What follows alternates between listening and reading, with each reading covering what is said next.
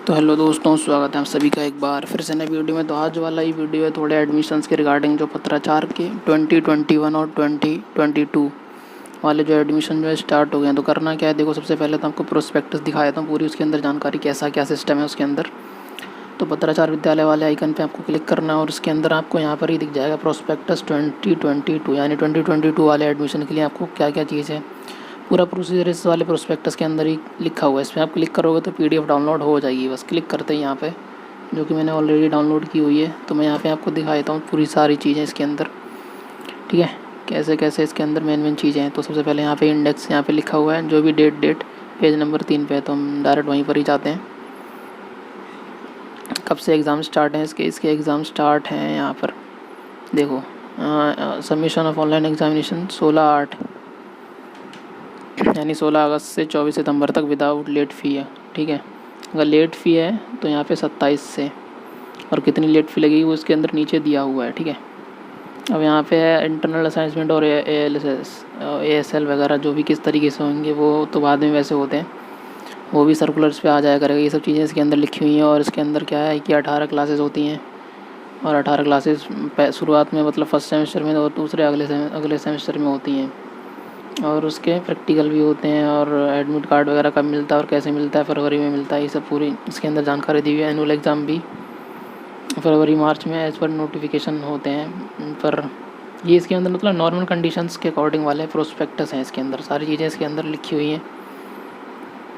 अब देखो यहाँ पर जो दिल्ली में रहते हैं, ठीक है, और दूसरा कौन कौन कर सकता है, soldiers posted in the border region, ठीक है, wards of Indian national residing, ये मतलब dropouts male and female who are not able to go to regular school, जो रेगुलर स्कूल नहीं जा पाए, मतलब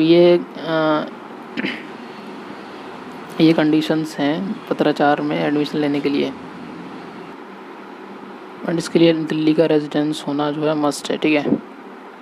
और इसके अंदर क्या क्या है, अब देखो यहाँ पर देखो बहुत सारी फेक वेबसाइट्स भी होती हैं, तो उनके लेकर यहाँ पे ये क्वेश्चन भी दे रखा हुआ है कि और कोई अगर ऐसा है दावा करती है कि पत्राचार है तो वो सब फेक हैं, ठीक है। जिसके ऊपर मैंने भी एक वीडियो बनाया हुआ है। अब यहाँ पे सारी चीज़ें लिखी हैं। पत्राचार आपको कोई ये कैरेक्टर सर्टिफिकेट नहीं देता, ठीक है, DTC बस पास वगैरह ये सब नहीं मिलते। और डेट अगर निकल गई तो उसके बाद कोई एप्लीकेशन एडमिशन का फॉर्म एक्सेप्ट नहीं किया जाएगा।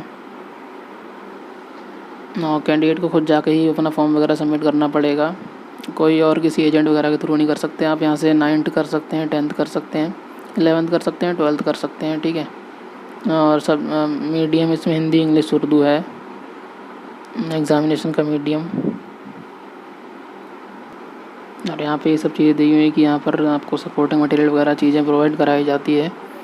और इसके अंदर ही क्लासेस के बारे में जानकारी दी हुई है, ठीक है। हम नीचे चलते हैं। एडमिट कार्ड भी मिलता है आपको, सब कुछ मिलता है। पेमेंट किस तरीके से करनी है वो सब इसके बारे में डिटेल्स दी हुई है। इसे आपको ऑनलाइन वाले एडमिशन वाले कॉलम पे ही करनी होगी 16 तारीख से जब स्टार्ट हो जाएंगे, ठीक है। ऑनलाइन वाला हमारा एग्ज़ाम वाला, जैसे मैं यहाँ पे दिखाता हूँ क्रोम के अंदर, ये ऑनलाइन एडमिशन वाला ये वाला लिंक है, जब ये वर्क करना चालू कर देगा, ठीक है, 16 तारीख से। और जो फ़ी अगर आपने एक बार भरती तो वो रिफ़ंड नहीं होगी। प्रूफ ऑफ अब यहाँ पे ये सब चीज़ें देखिए कि प्रूफ ऑफ रेजिडेंस में आप क्या क्या चीज़ें ले आ सकते हैं। ये 7-8 चीज़ों में से कुछ भी आप दिखा सकते हैं, 7-8 या 9 चीज़ों में जो भी हैं। और बाकी इसके अंदर कुछ ऐसी चीज़ें लिखी हुई हैं क्या क्या आपको दिखाना पड़ेगा एडमिशन के टाइम पर। आपको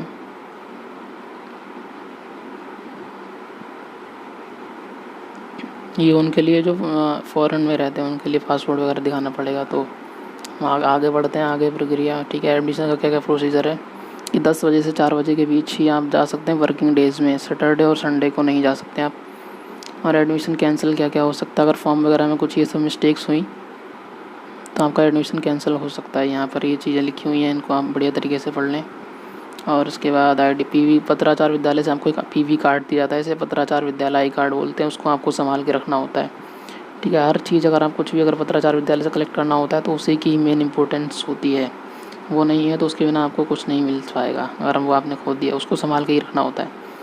और कुछ केसेस में डुप्लीकेट PV कार्ड भी दिया जाता है, पर उसमें आपको 100 रुपये एक्स्ट्रा पे करने पड़ जाते हैं अगर मान लीजिए आपका खो गया कुछ हो गया तो ये सब चीज़ों में आपको दोबारा एक्स्ट्रा चार्ज पे करना पड़ जाता है।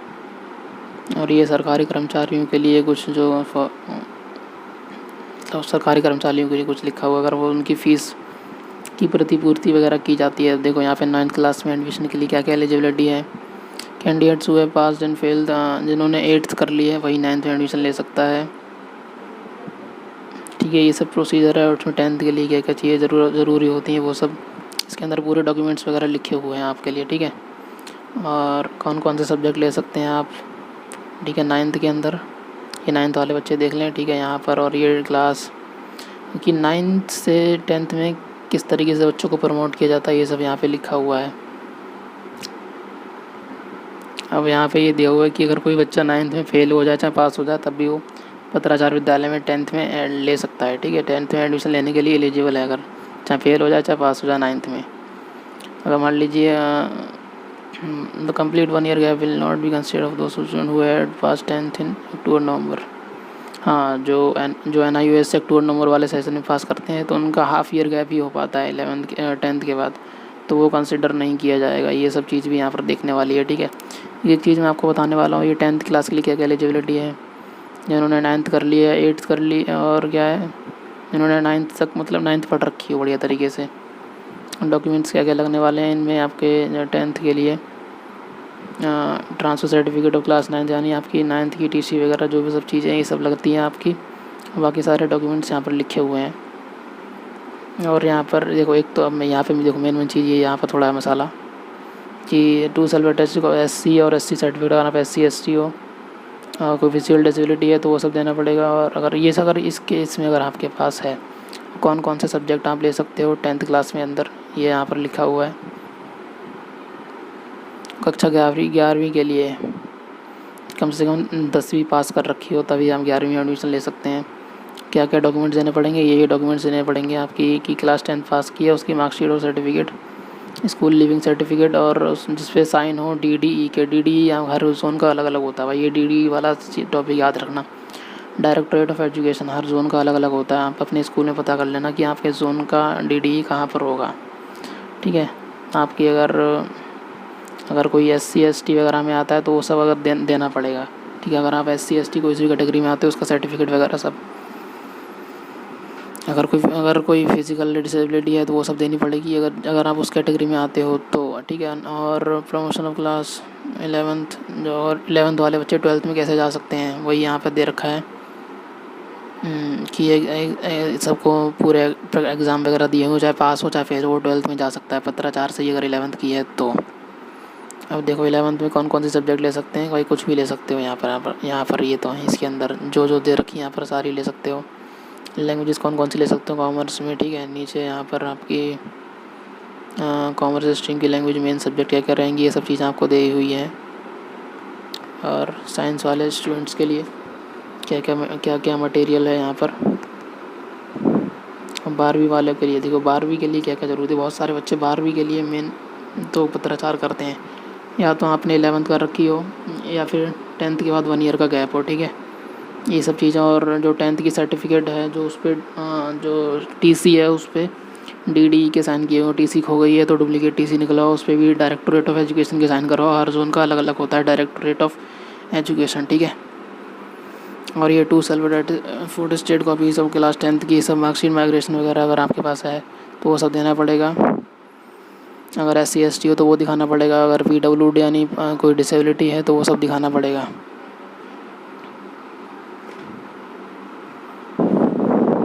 जिन्होंने 11वीं की है उनके लिए क्या क्या ज़रूरी चीज़ें हैं। ठीक है, रिज़ल्ट रिपोर्ट कार्ड वगैरह ये सब यहाँ पर। और 2 सेल्फ अटेस्टेड जिन्होंने मतलब 11वीं से पत्राचार की, 11वीं जो है पत्राचार विद्यालय से की है और वो 12वीं में लेना चाह रहे हैं, उनके लिए क्या क्या ये चीज़ें हैं, ये उनके लिए ये डॉक्यूमेंट्स वगैरह लगेंगे। ठीक है, इसकी स्टडीज़ पूरा सब कुछ दे रखा है। जिन्होंने देखो यहाँ पे दे रखा है science student pass fail student can in class 11 can get admission science commerce stream and humanities. अगर कोई साइंस से फेल हो गया तो जो मर्जी सब्जेक्ट ले सकता है। कॉमर्स में फेल हो गया है तो केवल कॉमर्स और आर्ट्स में ही ले सकता है, और कोई ह्यूमैनिटीज़ में फेल हो गया तो ह्यूमैनिटीज़ ही ले सकता है। अगर वो साइंस में फेल हुआ है तो तीनों ले सकता है, अगर कॉमर्स में फेल हुआ है तो कॉमर्स और ह्यूमैनिटीज़ ही ले सकता है। ये यहाँ पर देखने वाली चीज़ है। तो यही है पूरे प्रोस्पेक्टस इसके अंदर, और बाकी सब कुछ इसके बारे में वही लिखा हो, कौन कौन सी सब्जेक्ट ले सकते हैं आप ट्वेल्थ क्लास के अंदर, ठीक है, और एडिशनल सब्जेक्ट लेने का क्या प्रोसीजर है, ये सब यहाँ पर दिया हुआ है पूरा। मेन सब्जेक्ट क्या ले सकते हैं। तो मैं इसको आगे नीचे, अब देखो यहाँ पर फ़ीस किस हिसाब से, देखो 300 रुपये पर सब्जेक्ट, ठीक है, और लेट फ़ी है तो 500 रुपये पर सब्जेक्ट, ये यहाँ पर साफ साफ मेंशन कर दिया गया है, ठीक है, ये यहाँ पर साफ साफ मेंशन कर दिया गया है, मैंने भी मार्क कर दिया। 10th और 12th दोनों में ही यही है, 9th to 11 12th सबके लिए यही सेम फ़ी स्ट्रक्चर है। और CBSE की एग्ज़ामिनेशन फ़ी वो भी आपको अलग से जमा करनी पड़ती है, कितनी, 1500 रुपये 5 सब्जेक्ट के लिए, और 150 रुपये 300 रुपये अलग से, अगर कोई एक्स्ट्रा सब्जेक्ट है तो उसके 300 अलग से। ये इसका फ़ीस क्राइटेरिया है, यहाँ पर पूरा यहाँ पर लिखा हुआ है। अब देखो ये सब देखो आपको ये लगाना पड़ता है, जो देखो जो किसी के पास अगर कोई डुप्लीकेट SLC दे रहा है तो उसको ये लगाना पड़ेगा। ये प्रिंट करवा के, किसी का गैप ईयर है तो गैप ईयर के लिए अलग से एक एफिडेविट बनता है, ठीक है, तो ये नहीं चलेगा, उसके लिए एफिडेविट अलग से ही बनवाना पड़ेगा। और यहाँ पर अगर किसी का आई कार्ड अगर खो जाता है तो उसके लिए ये लगेगा, और अगर मान लो किसी का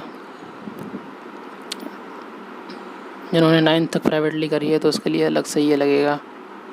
और ये मतलब अलग अलग कैटेगरी के लिए अलग अलग पूरा परफॉर्मा यहाँ पर सब कुछ दिया हुआ है, ठीक है। तो गाइस अगर आप सभी को वीडियो अच्छी लगी तो वीडियो को लाइक करो, उसे अपने दोस्तों के साथ शेयर करो। बाकी मिलते हैं आप सभी से अगले वाले वीडियो में। वीडियो को यहाँ तक देखने के लिए धन्यवाद, बाय बाय दोस्तों। बाकी यहाँ पर ये इसके अंदर ये ऑनलाइन एडमिशन का प्रोसीजर ही लिखा हुआ है, ठीक है, किस तरीके से फॉर्म वगैरह फिल किया जाएगा, कैसे कैसे आपको न्यू रजिस्ट्रेशन कराना है, ठीक है। यहाँ पे पूरी ये सब जानकारी भी बढ़िया तरीके से देख लेना, किस तरीके से लॉगिन और रजिस्टर करना, कैसे आपको अपना डेटा वगैरह वहाँ पर फिलअप करना है, ये सब यहाँ पर चीज़ें दे रखी हैं। तो मिलते हैं आप सभी से अगले वाले वीडियो में दोस्तों। धन्यवाद ये वीडियो यहाँ तक देखने के लिए।